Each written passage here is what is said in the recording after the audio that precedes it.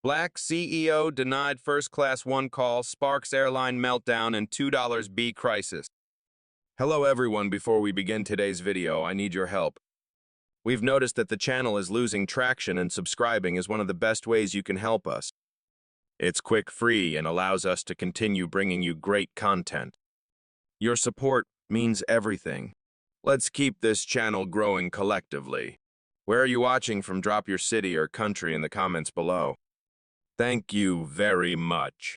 Now, let's get back to the story. You don't belong in first class. The words didn't slip out. They were placed there, sharp, deliberate, loud enough for the entire boarding lane to hear. And then came the sound. Paper tearing. Clean. Violent. Final. The red-uniformed flight attendant smiled as she ripped the boarding pass straight down the middle, the white strip falling between them like something discarded. Behind them, the blue sign glowed cold and official FIRSTCLASS. Marcus Cole didn't blink. He stood in a tailored cobalt suit that fit like intention. No flashy logos. No gold chains. Just precision. Steel watch. Thin-framed glasses. A man who looked composed enough to run a boardroom but apparently not polished enough to sit in 2A. A few passengers gasped. One man in a gray blazer covered his mouth. A woman lifted her phone. The attendant laughed lightly, holding up the torn halves between her fingers. Sir, economy boarding is that way. Her tone was sweet. Her eyes were not. Marcus slowly lifted his phone to his ear. He didn't argue. Didn't raise his voice. Didn't even look at the shredded ticket on the floor. The air at Gate B14 wasn't quiet anymore. It was charged. Before we continue, where are you watching from? Drop your city or country in the comments below. And if you believe in dignity and justice, hit like and subscribe. These stories spark change. And we're glad you're here. Now back to Marcus. He adjusted his cuffs slightly. The movement, calm, measured. I need to speak with someone above you, he said evenly. The attendant's smile widened. You already are. A soft ripple of laughter came from a man 2 places back in line. Expensive loafers. Champagne wristband. He leaned toward his wife and whispered something that made her grin. Marcus heard it. He heard everything. 20 years earlier, at 23, he'd stood in another airport wearing a suit that was too big and shoes that pinched. A gate agent had scanned his ticket twice, frowned, and said, Are you sure this is yours? Same pause? Same doubt. Different decade. He'd built empires in the time between then and now. Closed mergers across 3 continents. Acquired controlling shares in industries that once locked him out of lobbies. And yet, here he was. Again. You people get bold every year, the attendant continued, lowering her voice, but not enough. Fake barcodes. Premium seats. It's creative, I'll give you that. A younger trainee nearby shifted uncomfortably. I saw it scan green, she whispered. The senior attendant shot her a look sharp enough to cut metal. It's a glitch. Marcus lowered his gaze for just a second. Not in shame. In calculation. He tapped his phone once. Activate Protocol 7, he said quietly. On the other end, a calm female voice responded immediately. Confirmed. Standing by. The boarding screen flickered behind them. Flight 182, New York boarding Group 1. The line stalled. Passengers began checking watches. Security at the far end noticed the gathering tension and started walking closer. The attendant crossed her arms. This is your final warning, sir. Leave voluntarily or we'll escort you out. Marcus finally looked directly at her. Not angry. Not pleading. Just steady. You tore up a ticket, he said softly, issued by a company I help fund. She scoffed. Sure you do. Another passenger started recording. A whisper moved down the line. Who is he? Marcus didn't answer them. He didn't need to. Somewhere above them, not physically but structurally, something had just begun to shift. The boarding system blinked once, then twice, and the gate agent's tablet froze. The tablet in the gate agent's hand froze mid-swipe. At first, she tapped it harder like pressure could fix pride. "Hold on," she muttered, forcing a smile at the waiting line. We're experiencing a minor delay. Behind her, the digital boarding screen blinked once. Flight 182 boarding group 1 status processing passengers shifted. A businessman checked his watch. Someone sighed loudly. Marcus remained exactly where he was. Still. Anchored. The senior attendant, Nicole, lowered her voice, but not her edge. You think causing a scene is going to help you? She said. This isn't social media. This is an airport. Marcus tilted his head slightly. I'm aware. Security had now closed the distance. 2 officers in navy jackets stopped just behind him, assessing. Nah, hostile yet. Just prepared. The trainee Maya swallowed and glanced at her own handheld scanner. Nicole, she said quietly. His name is still in the system. Nicole shot her a look. Under what Maya hesitated, then turned the screen slightly away from the crowd. There it was. MARCUSC, OLATA Executive Platinum Access Priority Internal Flag. Nicole's jaw tightened. Internal flag doesn't mean first class, she snapped. But she knew that wasn't true. Marcus's phone buzzed softly in his hand. He didn't look at it. He didn't need to. Protocol 7 is active, his assistant's voice came through calmly. Board notification initiated. Compliance review triggered at Gate B14. Do not escalate physically. Nicole stepped forward again, reclaiming volume. Sir, last chance? Step aside. A murmur rolled through the line. The man who'd laughed earlier wasn't smiling anymore. Why is boarding? Paused, someone asked. Nicole forced composure. It'll resume shortly. Marcus finally bent slightly and picked up the torn half of his boarding pass from the floor. He looked at it for a brief second, not emotionally. Logistically. Then he handed it back to her. You should keep that, he said evenly. It's evidence. The word landed heavier than the paper had. Nicole laughed, but it was thinner now. Evidence of what you trying to sneak into a seat you didn't pay for. Maya looked at her again. His ticket was issued directly through corporate allocation. Silence. Even the air conditioning seemed louder. Nicole's tablet vibrated in her hand. Unknown caller, corporate operations. She ignored it. It rang again. Marcus watched her expression unreadable. You might want to take that, he said. She declined the call. Big mistake. The overhead system chimed. Attention Gate B14, a neutral voice echoed through the speakers. Boarding is temporarily suspended pending internal verification. Gasps. Passengers began lifting phones higher now. This is insane, someone whispered. Nicole's confidence flickered just slightly. Marcus adjusted his cuff again. Not nervous. Not rushed. Just patient. You didn't deny a passenger, he said quietly, just for her. You interfered with governance. And somewhere above that gate, not in the clouds but in glass offices, miles away screens were lighting up with her name. Nicole's fingers tightened around the tablet. The second corporate call came through. This time the caller ID didn't say unknown. It read Operations Executive Line. Her throat went dry. Passengers were no longer pretending not to watch. Phones were fully raised now. A teenager whispered, "This is about to be a lawsuit." Marcus didn't move. Didn't smirk. Didn't savor it.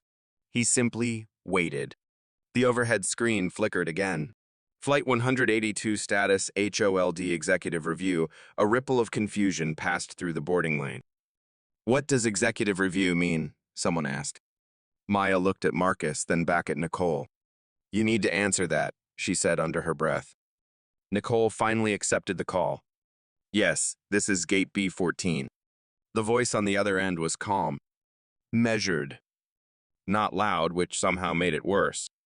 Is there a reason boarding was suspended after an internal governance flag was triggered? Nicole glanced at Marcus. He presented a suspicious ticket. We're verifying authenticity. A pause. Then the ticket was issued through board-level allocation. Nicole's eyes widened. That allocation requires executive authorization. Why was it destroyed? Destroyed, not torn. Destroyed. Nicole swallowed. He was non-compliant. Across from her, Marcus spoke just loud enough for the microphone to catch it.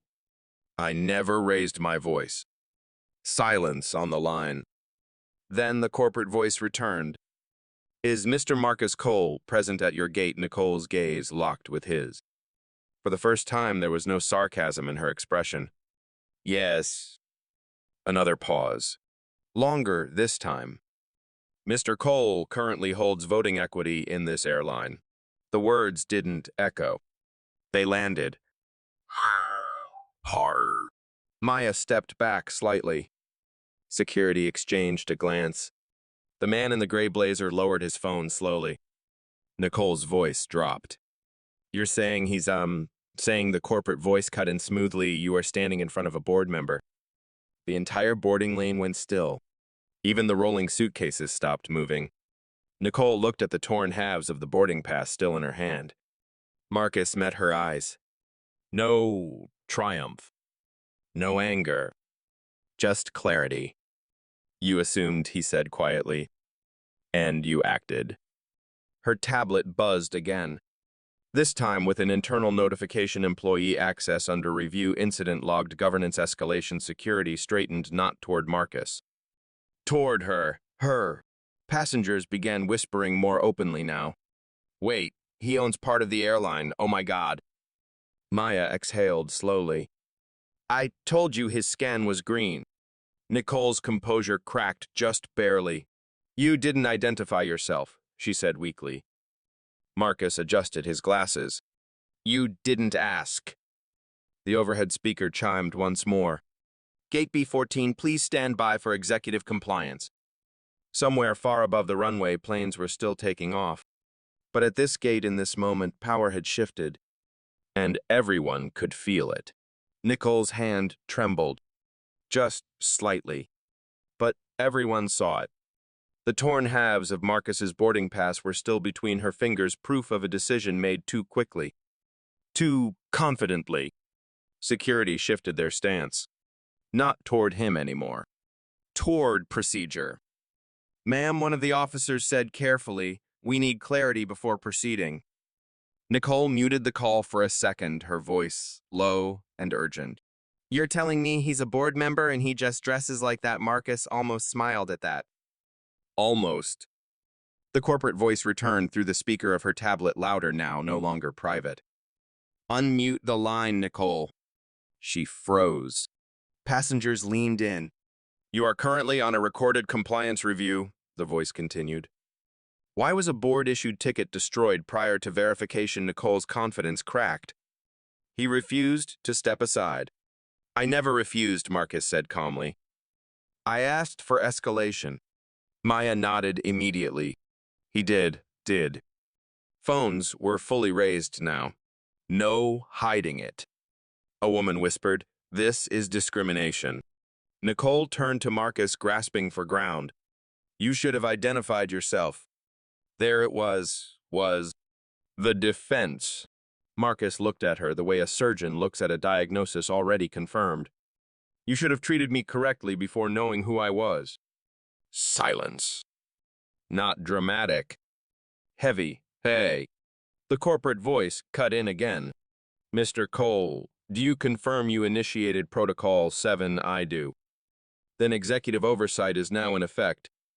Nicole's tablet vibrated again. Another notification: gate operations suspended, supervisor access, revoked pending review. Her badge clipped to her blazer blinked red. Just once. But that was enough. A small mechanical denial sound followed. Security looked at her badge. Then at each other. Maya stepped back slowly, shock written all over her face. Your access, she whispered. Nicole tried swiping her badge against the gate console. Denied. Again. Denied. A quiet gasp rippled through the line.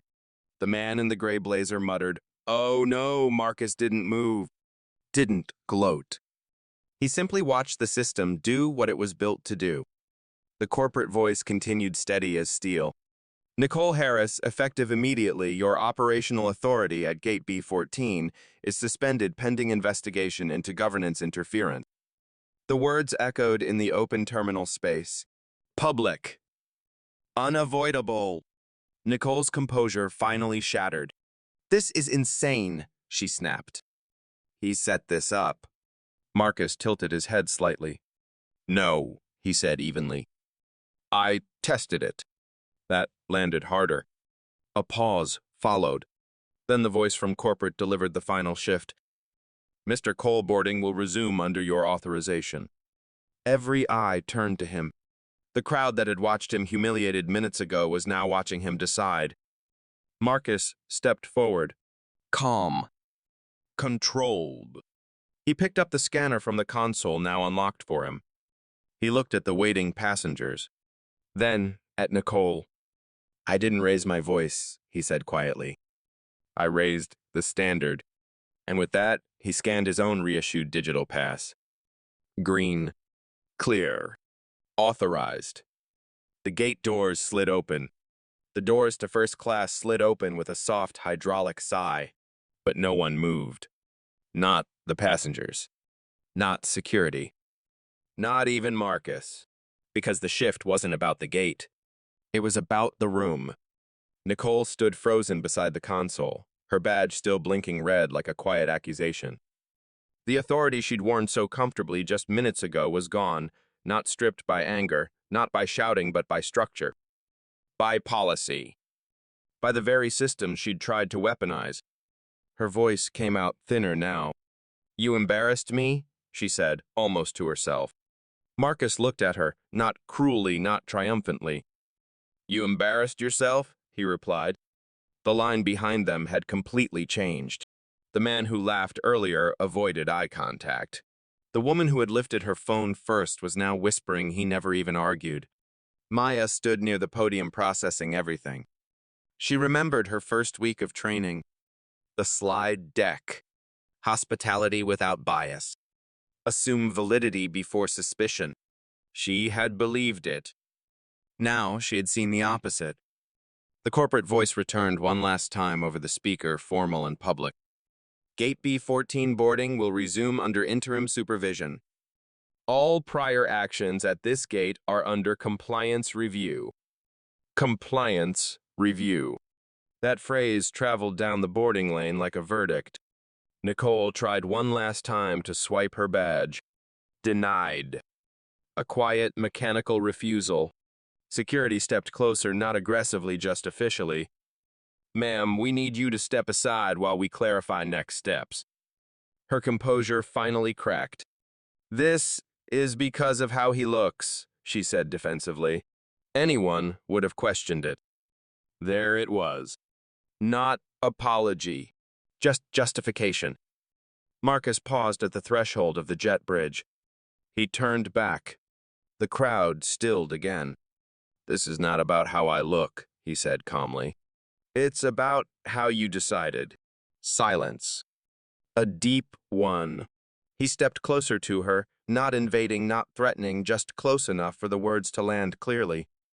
You mistook confidence for deception, he continued. You mistook silence for weakness. Her jaw tightened. And you mistook access for ownership. That one lingered. Maya's eyes filled slightly, not with pity but with realization. Because she understood what had just happened. This wasn't revenge. It was exposure. The system had worked, but only because someone with power forced it to. Marcus turned back toward the jet bridge. Before stepping through, he looked at the waiting passengers. Boarding will resume, he said evenly. Thank you for your patience. No sarcasm. No performance. Just leadership.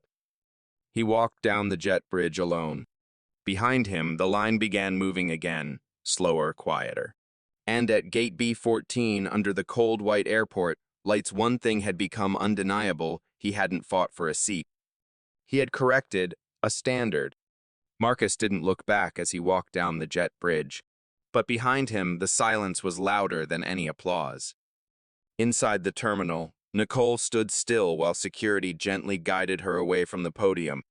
Not handcuffed, not dragged, just removed from authority. Passengers continued boarding slower now, more aware. Maya stepped into position at the scanner, her hands steady despite everything that had just unfolded. The next boarding pass scanned green, then another. Order restored. But not the old order. A corrected one. Nicole's voice rose once more from behind the security line. "This isn't fair," she said, her composure now completely gone. He could have said who he was.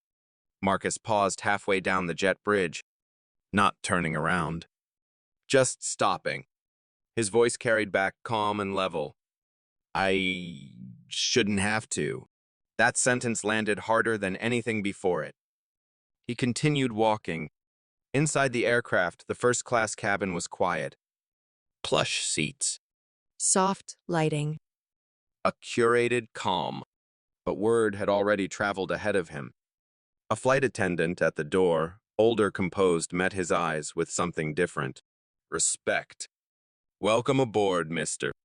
Cole," she said evenly. Not exaggerated, not fearful. Professional. Marcus gave a small nod. "Thank you." As he stepped into seat 2A, he placed his phone on the armrest. A message from corporate flashed on the screen. Compliance investigation opened. Governance breach logged. Board briefing scheduled 6:00 p.m. He typed a single response. No public statement. Internal correction only. Across the aisle, a passenger leaned slightly toward him. "I'm sorry that happened," she said quietly. Marcus looked at her. "You don't need to be," he replied. "Just remember it." She nodded. Because that was the point. Not spectacle. Memory. Back at Gate B14, Nicole's supervisor had arrived, breathless, confused, already briefed through 3 escalating calls. Her badge access was temporarily reassigned. Her account locked. Her name flagged. Not because she questioned a ticket, but because she acted on assumption before verification. Maya finished boarding the final passenger and stepped aside. The gate screen updated. Flight 182 boarding complete. Inside the cabin, Marcus fastened his seatbelt. Outside, the jet bridge slowly detached. The aircraft pushed back from the gate. Through the oval window, the terminal lights blurred slightly as the plane began to taxi. He closed his eyes for just a moment. Not in exhaustion, in reflection. 20 years ago, he had walked away from a gate smaller. Today, he walked through one unchanged. The difference wasn't volume. It was leverage. The engines roared to life, and somewhere above 30,000 feet, policy would feel different tomorrow. Because one man didn't shout. He documented. He corrected. And he made sure it wouldn't happen the same way again. The plane leveled off at cruising altitude. Seatbelt signs dimmed. Soft cabin lighting returned. But Marcus wasn't looking out the window. He was reviewing the internal report, already populating on his screen. Timestamp 8:42 a.m., Gate B14 Incident Type Governance Interference Trigger Protocol, 7 board member flag attached, gate audio transcript, boarding log freeze, badge revocation sequence, passenger video captures, 6 sources. He didn't smile. This wasn't victory. It was documentation. Across the aisle, 2 executives in suits were whispering, glancing toward him occasionally. The news had already started traveling beyond the terminal. Corporate group chats. Internal Slack threads. "Did you hear what happened at B14?" Marcus opened the live transcript. Nicole's voice echoed back in text. "You people get bold every year." Fake barcodes. He should have identified himself. He read it once. Then again, not to relive it. To evaluate it. Words matter. Because words reveal instinct. His phone vibrated again. Call incoming board chair direct line, he answered calmly. Marcus. The chair's voice was low and steady. You handled that without escalating publicly. That was the point, Marcus replied. A pause. We're reviewing her employment status. Marcus leaned back slightly. Review training first, he said. If it's individual bias, that's termination. If it's systemic, that's reform. Silence on the other end. Then that's why you're on this board. He ended the call. Across the cabin, the older flight attendant approached with a quiet professionalism that felt different from earlier. Mr. Cole, she said softly, the captain would like to thank you for your patience today. Marcus nodded once. Tell him to thank his trainee. She looked confused. At the gate, he clarified. She followed policy. The attendant smiled faintly. I will. Marcus turned his attention back to the screen. One more notification had arrived. Media mentions rising trend Gate 14, he exhaled slowly. He hadn't wanted it to trend. But silence doesn't stop cameras. He typed another instruction to corporate communications, no retaliation statements. No defensive PR. Release internal diversity audit summary within 48 hours. Because this wasn't about punishment. It was about correction. He stared ahead at the calm, curated cabin, polished wood, soft leather, curated privilege. First class. The phrase had always meant comfort. Today, it meant something else. Standard. And standards once raised don't lower quietly. 30,000 feet above the runway, the aircraft moved forward smoothly. But back on the ground at Gate B14, something far heavier had shifted. Not because a CEO boarded a plane, but because a system was forced to look at itself, and that Marcus knew would travel farther than this flight ever could. The cabin lights dimmed slightly as the aircraft crossed into clear skies, but on the ground the turbulence had just begun. At Gate B14, an internal supervisor had already sealed the workstation. The scanner logs were downloaded, the security footage tagged. Nicole sat in a small glass office near the terminal corridor, her badge clipped uselessly to her blazer.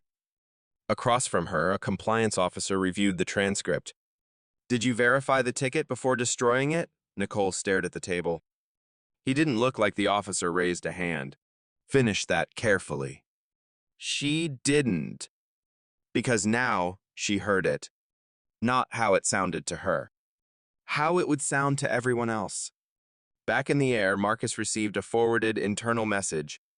Subject emergency policy brief, immediate gate conduct review. He opened it. Within minutes of the incident, 3 other employees had submitted statements. 2 of them described similar patterns. Assume fraud first. Question appearance. Escalate fast. Not written policy. Cultural habit. Marcus forwarded the report to the board chair with one line, "This is bigger than one gate." Across the aisle, the passenger who had apologized earlier leaned closer. Will she lose her job? She asked quietly. Marcus considered the question. I don't decide that alone, he said. Policy does. She nodded slowly. But you could. Yes, he admitted. A pause. But power isn't for proving points. He looked out the window briefly. Clouds stretched endless and calm. Down below, airports functioned like machines. Systems. Processes. Assumptions. His phone buzzed again. Message from Corporate Legal Initial Review suggests patterned bias in escalation protocol. Recommendation, temporary suspension plus mandatory audit. Marcus typed back, include training redesign, anonymous employee feedback channel, third-party review. No press release. No viral speech. Just correction. Shush. Back at the terminal, Maya sat alone in the break room, replaying the moment in her head. The tear of paper. The look on Marcus's face. The system flag she almost ignored. She realized something uncomfortable. If he hadn't had leverage, if he hadn't had equity, if he had simply been another passenger, would anything have changed? That question stayed with her. Up in first class, Marcus closed his laptop. He didn't feel triumphant. He felt responsible. Because justice that only works for the powerful isn't justice. It's privilege. The aircraft began its slow descent toward New York. Seatbelt signs flickered back on.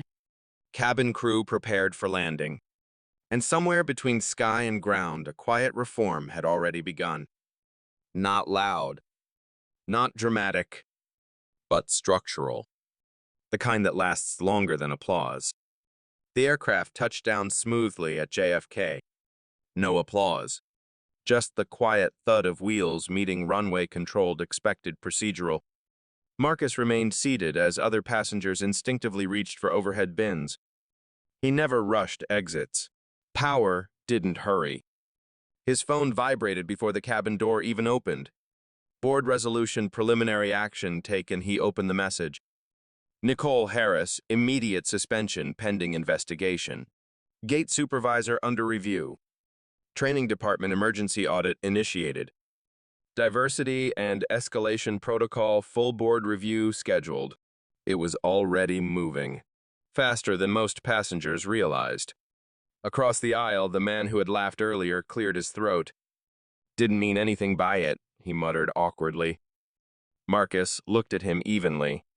You didn't stop it either. The man had no reply. That was the other half of accountability, not just action, but silence. The cabin door opened. Passengers filed out.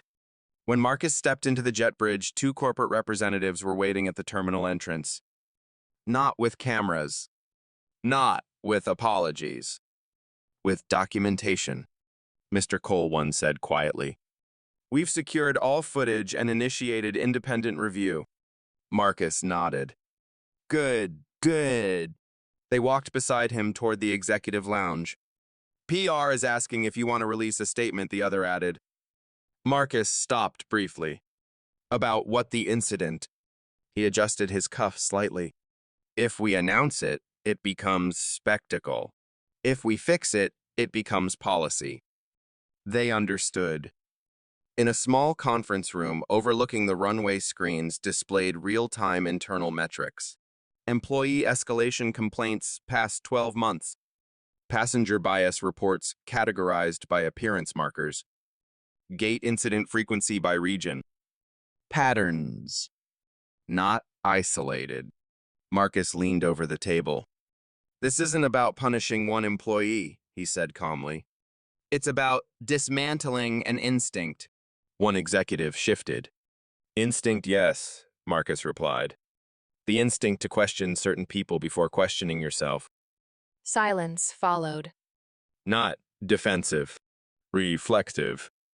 His phone buzzed again, this time from Maya. A short message. Thank you for not yelling. He read it twice, then responded, thank you for following policy. Because reform doesn't begin with outrage. It begins with someone choosing procedure over prejudice. Outside the glass windows, planes continued taking off on schedule, unaware of the quiet recalibration happening inside one boardroom. Marcus stood straight. Schedule the audit presentation for tomorrow morning, he said. And expand it airline-wide. One executive hesitated. That's ambitious. Marcus met his eyes. So was assuming I didn't belong. No anger. Just clarity. The meeting adjourned. And somewhere in the layers of corporate infrastructure, something subtle but permanent had shifted. Not because a man boarded first class, but because he refused to let the definition of first class remain unchanged. The next morning, the boardroom felt colder than 30,000 feet ever could. Floor to ceiling glass. Polished steel. A skyline that suggested power was permanent. It wasn't. Marcus stood at the head of the table not because he demanded it, but because no one else moved first. Screens lit up behind him. Slide 1 gate escalation patterns 24-month overview. No dramatic music. No narration. Just data. Red bars clustered around specific markers, solo travelers, non-luxury attire. Minority surnames flagged for secondary verification. No one spoke. Slide 2 bias triggered escalations V's verified fraud cases. The numbers didn't match the instinct. Fraud cases, minimal. Escalations based on appearance concerns disproportionate. Marcus folded his hands calmly. This is what instinct looks like when it's not audited, he said. One board member shifted uncomfortably. You're suggesting widespread discrimination. I'm suggesting unexamined patterning, Marcus replied evenly. Intent is irrelevant. Outcome is measurable. Silence again. The board chair cleared her throat. And your recommendation, Marcus advanced the slide. Immediate actions, mandatory gate-level verification before public accusation. Removal of discretionary ticket destruction authority. AI audit of escalation language. Anonymous employee reporting channel. Third-party bias training with external oversight. He didn't rush through it. Each bullet point was deliberate. One executive leaned forward. This will cost. Marcus nodded. So does reputational erosion. Another board member spoke carefully. What about Nicole? Marcus paused. The room waited. She made a decision based on assumption, he said. The system allowed it. A beat. If she's terminated, it must be because policy was violated, not because optics demand it. The board chair studied him. You're protecting her, no, Marcus replied calmly. I'm protecting consistency. Because if justice changes depending on headlines, it isn't justice. It's reaction. A notification flashed across the lower corner of the screen. Internal survey response, surge employees submitting anonymous accounts. The audit had already triggered something. Stories. Small ones. Gate comments. Supervisor dismissals. Escalations that felt wrong. Marcus looked around the table. This is not about first class, he said quietly. It's about who we decide belongs anywhere. No raised voice. No theatrics. Just structure confronting itself. The board chair finally nodded. Motion to implement Phase 1 immediately. Hands lifted around the table. Unanimous. Not because of fear. Because the data left no space to hide. Marcus closed his laptop slowly. The skyline behind him reflected in the glass, powerful, distant, composed. 20 years ago, he had been told he didn't belong at a gate. Today, he was redefining what belonging meant at the highest level of the company. Not with outrage, not with revenge, with policy. As the meeting adjourned, one director lingered. You could have gone public, she said quietly. Marcus adjusted his cuff once more. If I go public, he replied, they defend themselves. A pause. If I go structural, they correct themselves. He walked out of the boardroom without applause. Because real power doesn't echo. It recalibrates. 3 days later, the internal memo went live. No press conference. No dramatic headlines. Just a structured release across every employee dashboard in the company. Subject Gate Conduct Reform, immediate implementation. Marcus read it the same way every frontline employee did through the same portal. Not above it. Within it? The changes were clear. No ticket destruction authority without secondary verification. Mandatory bias check prompt before escalation entries could be submitted. Real-time compliance flag for language patterns like appearance concern or doesn't look legitimate. Quarterly independent audit. And at the bottom, this reform was initiated following a governance review at Gate B14. No names. No spectacle. Just record. Across the company, reactions came fast. Some employees felt relief. Some felt exposed. Some felt defensive. In a break room at another airport across the country, 2 gate agents read the memo quietly. They're overcorrecting, one muttered. The other shook her head. Or maybe we've been undercorrecting. That was the tension. Not everyone liked reform. but everyone felt it. Back in New York, Marcus sat alone in his office overlooking the runway where planes lined up like disciplined thoughts. His phone buzzed. A private message from the compliance team. Nicole Harris, final decision suspension, converted to probationary reinstatement with mandatory retraining and supervisory oversight. Marcus read it carefully.